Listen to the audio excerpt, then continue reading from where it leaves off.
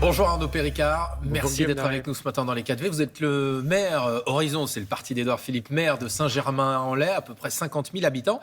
On parle beaucoup de l'impact de l'inflation aujourd'hui sur notre vie à tous, sur celle des ménages, un peu moins pour ce qui est des communes. Concrètement, pour vous, est-ce que la situation est meilleure ou pire que l'an dernier ? Elle est pire cette année puisque nous prenons de plein fouet l'effet de l'inflation et sur plein de postes, que ce soit les tarifs scolaires.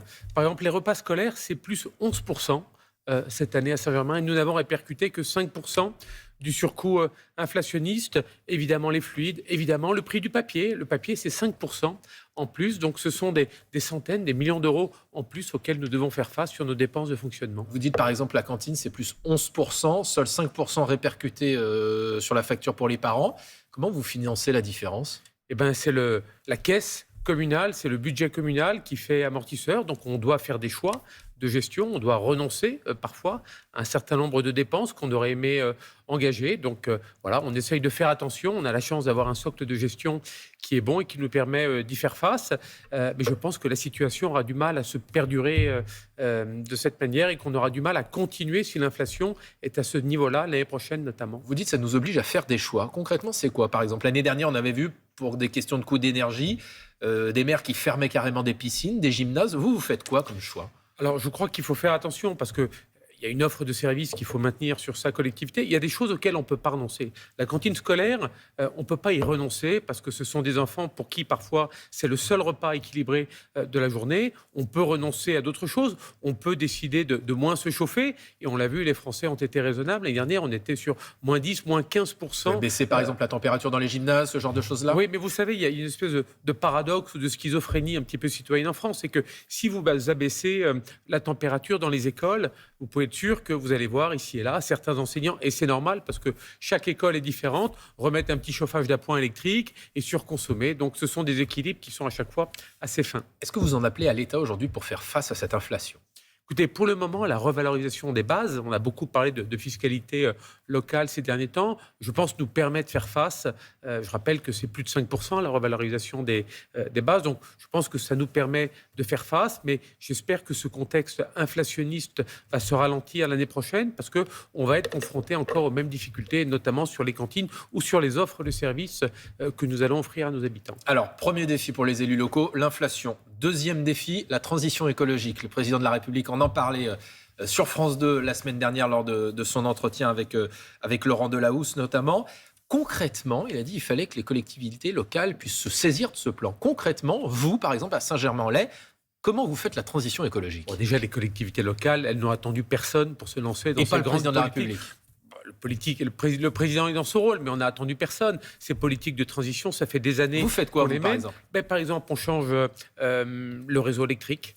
On fait de l'électrification au LED. Nous, on a changé le réseau de chauffage urbain. On fait de la géothermie, par exemple, et on fait également de la biomasse, c'est-à-dire du chauffage au bois. On veut que le chauffage urbain puisse peut-être impacter positivement 50-60% de la population avec une décarbonation à 70%. Voilà, ça, c'est des choses qui sont concrètes. Ça, vous réussissez à le financer sans alourdir les impôts locaux ? Ça, on y arrive. Ça, on y arrive parce que c'est l'usager qui finance et l'investissement et le coût du tarif et le coût du service après. Donc, on peut dire qu'on a une offre qui est décarbonée et à peu près aux mêmes conditions tarifaires que précédemment. Alors, les élus locaux, pour certains, vous allez me dire, si vous en faites partie, ont bondi justement en entendant le président de la République sur France 2 et TF1 la semaine dernière quand il a évoqué la question notamment de la fiscalité. Je le cite, « Quand vous avez votre taxe foncière qui augmente, ça n'est pas le gouvernement, c'est votre commune qui décide.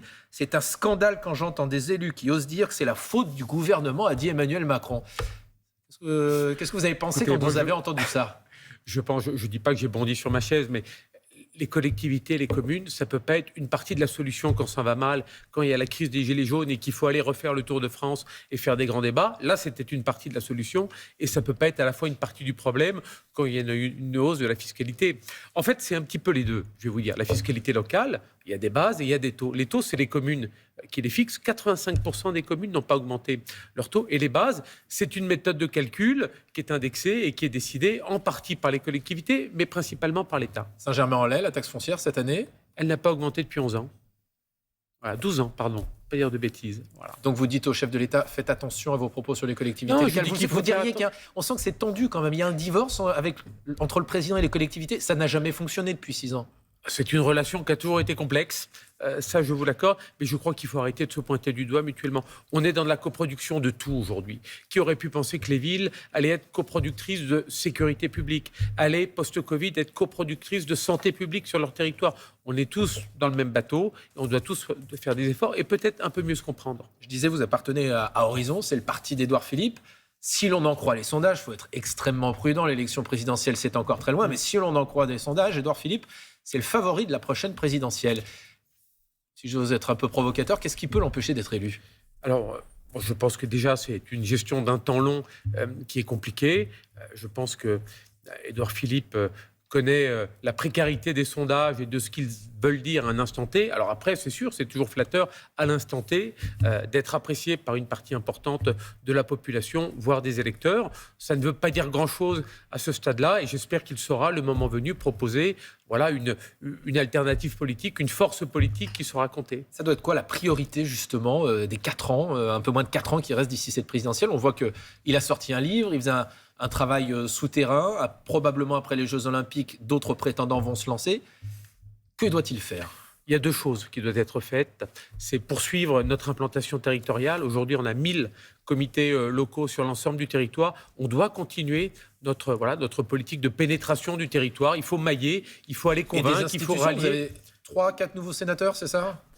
Un certain nombre, 3-4 qui ont annoncé qu'ils allaient nous rejoindre, certains qui ont été élus dimanche dernier. Il faut qu'on aille continuer à convaincre un certain nombre de maires, d'élus locaux de venir nous rejoindre, mailler ce territoire, travailler nos idées, travailler notre socle idéologique, proposer une alternative idéologique.